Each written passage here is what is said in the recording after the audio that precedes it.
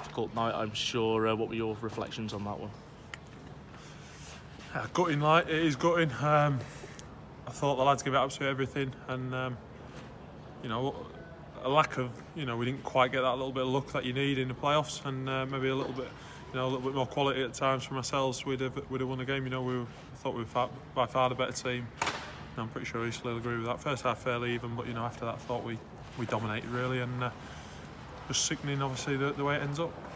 3 off the line, 2 off the bar, and a goal disallowed. Could decide have given anything more.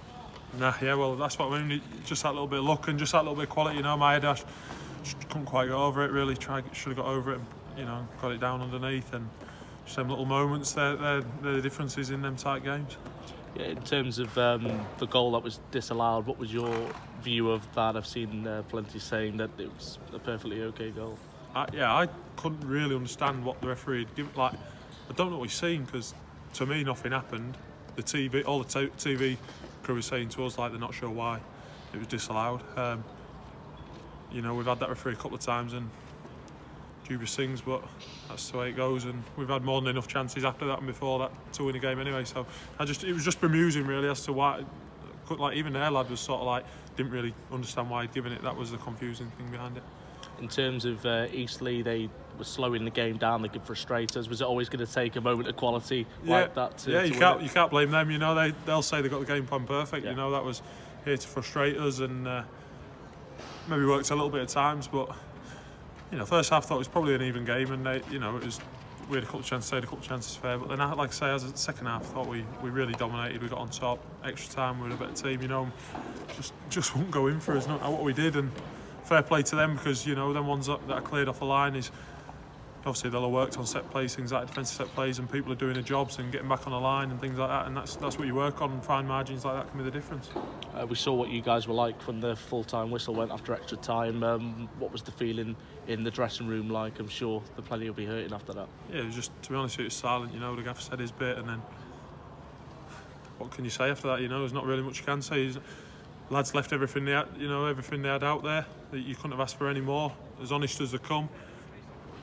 A little bit more quality at times maybe, but other than that, you know, ultimately you ask for everybody to give everything. Nobody froze in the big moment or anything like that. You know, everybody was there, played well, performed well, and just fine margins and little bits that go against you, and that's what happens. In terms of this season, obviously it's been a difficult one. 3 managers, bit of upheaval here, of course. You're here next year under contract. Is this now an opportunity for a bit of continuity with the manager and with a bit more settled? Hopefully, yeah.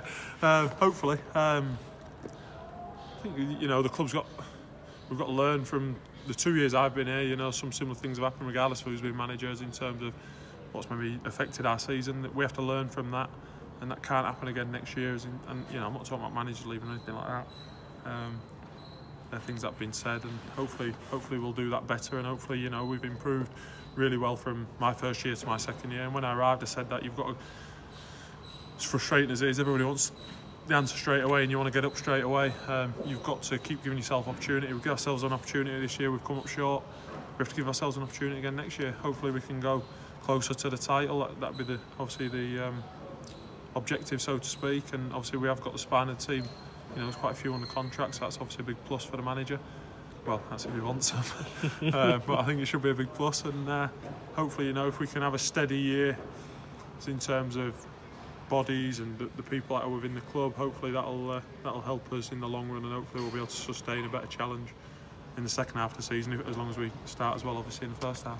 I guess that was my final point, really. Can you use what we've done this season as a springboard into further successes next year and aim that bit higher? Yeah, definitely. You have to keep on looking to improve. You know, we want to keep. Obviously, one end we've done really well is in terms of keeping goals out. We want to improve. Obviously, from my first year to second year, we improved on our goal tally. If we improve again next year by scoring another 10 goals, whatever it is, then you know we'll be even closer to that top spot. I've no doubt. So that has to be the objection. You know, we've got a bit of a break before then, and I'm not gonna lie, I look forward to it this year. It's been a long year and a tough year, so I look forward to somewhere off now.